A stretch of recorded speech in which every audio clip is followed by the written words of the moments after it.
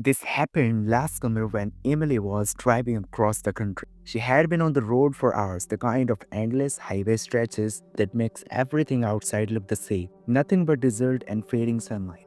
Her car needed a break and she was exhausted, so she pulled into a small, cheap motel in Nevada. The place looked like it had not been updated in decades. The paint on the walls was cheap, the carpet was thin and threadbare, and there was that faint smell of dust and bleach lingering in the lobby. The fluorescent lights buzzed faintly overhead, making the wall place feel off. At the front desk, a man with a tired face handed her the key for room 103. He said it was the last one available. Emily did not think much of it. She was too tired to care. She dragged her bags up the stairs and into the room.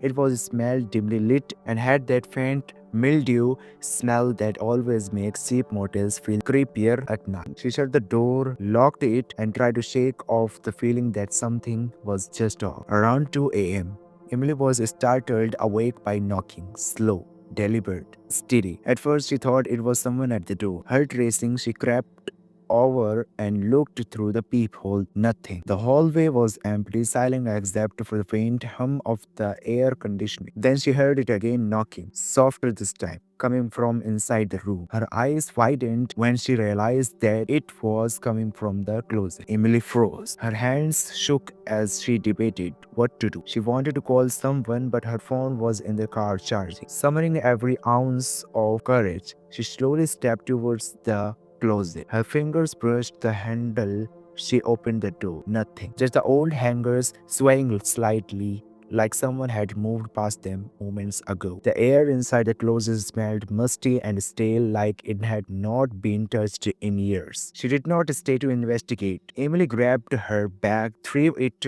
over her shoulder and left the room. Her steps echoed down the hallway. At the front desk, the clerk looked surprised to see her so early. "You were in room 103? He asked. Emily nodded, still catching her breath. "That room's been empty for years," he said slowly, like he was repeating it for himself. Emily did not ask any questions. She paid, got in her car, and did not look back. Even now, she can't shake the feeling that something was waiting in that room. Something had been there a long time, watching and waiting for anyone foolish enough to slip there.